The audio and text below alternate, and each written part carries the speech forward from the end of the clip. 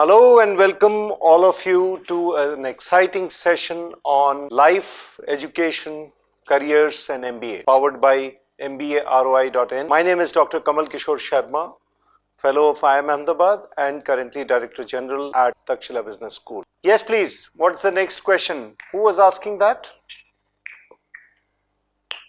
Hello? Yes, sir, we can hear. Yeah, Pawan, please go ahead. Yes, hello sir, good morning, good afternoon. Good afternoon. I have two questions for you. Yes, please. I have 2 years of work experience as an IT software engineer. Okay.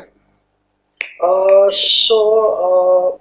thing is from my experience of the colleagues or stuff like that, if I'm not interested in entrepreneurship, if I want to settle my life in some other companies or to work for some other, how should the how the strategy should be from my side to settle my life over the years? Given the circumstance of this pandemic, if I don't want to start business as of now. No, I understand that part. You are a B.Tech, right? Yeah. B.Tech with 2 years of experience, right? Yeah, correct. And you don't want to go the entrepreneurship way, right? Yeah, as of now, it's not preferable like this. All right, that's fine. Because these days it's very difficult to reach out to the customer. So most of the entrepreneurship ventures are struggling. So this is the right time to do an MBA then for you, and you have some experience. So an experienced student, as I said in the previous answer, is a much better candidate in class, and with your 2 years of experience you are going to be eligible for the lateral placements which companies come looking for experienced people. And then since you have done it in IT sector, you have a great chance to be a specialist in business analytics and join some consultancy company or start something of your own after 2 years when the market will be in a boom. Okay, during this pandemic, right? I got this thought in my mind, how do we handle the job and business side by side ways, you can say? Well, let me tell you, there was about 25 years back. Okay. I was in a dilemma like this, that I didn't know which side to go for. Both sides provided potential. There was a public sector job in hand and there was a civil service preparation in hand. Both of them provided great potential. I had potential to clear both of them and do very well in both the cases, but I wanted to keep both of them together, imagining that I will be able to handle both of them, and that was a wrong decision on my part. Eventually, I ended up in not being good at both. So I could not concentrate on my career in the public sector at that point of time, because I kept taking leave for preparation, and in the civil service, since I was spending a lot of time at workplace, I could not put enough effort, and I ended up in getting my 4th or 5th choice rather than IAS, IPS.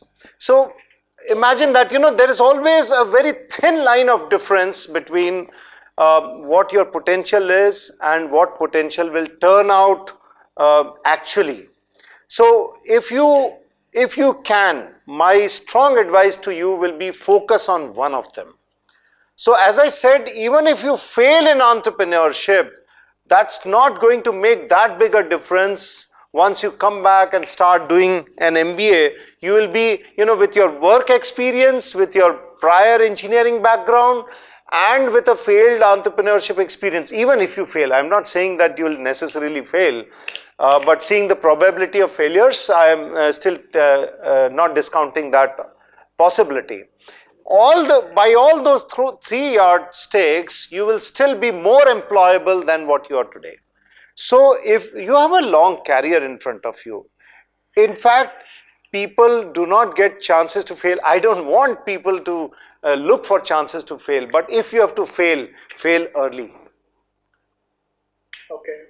And sure shot, if you're not focused on one, you'll fail at both places. And failure is not absolute, my dear Pawan. Okay. Failure is never absolute. You will be able to achieve something here and something there, whereas your expectation from your life was something here and something here in both places. So you'll not be able to achieve anywhere. So little bit here and little bit there is not success. I'm sure when you look back, if you get into this situation and when you later on 10 years down the line in your life and you look back, you wish you had followed Dr. K.K. Sharma's advice. Yeah, that's correct. I mean, like I've started my entrepreneurship venture like in network marketing field. Okay. I mean, like during pandemic situation previously. So I guess Pawan, you had more questions. I will ask my team. I'll ask my team to have a one-on-one with me, and they will come back to you, with a possible slot. Okay, and we'll deal with other questions. And you can put more questions. Think of more questions, and we will handle it one-on-one. Okay. Yeah. Oh, one last question. Yes, please. Yeah, this will be my last question. Yeah, please. Yeah, I mean, like there is a significant difference between the packages that are being offered for MBA for the I might consider Tier 2 and Tier 1 colleges, right? Okay. So, is it the practical skills that matter in MNCs, or how do we ramp up the packages in a span of 1 year or 2 years?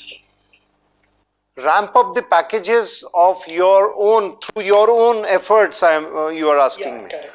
So if you have to ask me, if you the best 3 skills, one of which reading is what gives an input to speaking and writing. If you are able to publish, if you are able to write blogs, if you are able to make yourself heard on Quora and other places where you respond to certain things and you speak very well, that's something that is a hygiene factor. You must have this in the best possible form if you are looking at the higher salary brackets. Now the higher salary brackets is sometimes a chance factor. The same company, when it goes to IIMs, it might take based on your academic performance and your normal performance at an interview. Whereas when they come down to, let's say, Tier 2, Symbiosis, Taxila and other business schools, they might want to look deeper into you given the same background. And if you clear that, you will be in the top tier of Tier 2 rather than being the bottom layer of Tier 1. So it's a choice, and it depends at the end of it which institute do you go to, what kind of specializations that you do, what kind of work on your own personality and soft skills that you are able to display at the time of interview. It's sometimes chance, luck, sometimes real effort, but it's difficult to give a standard answer to this question. But definitely, if you are able to do the right specialization and demonstrate it well in front of the interviewers, then you get a better chance to be in the top tier, even in a Tier 2 college. Okay. Okay, sir. Thank you so much for it. Welcome.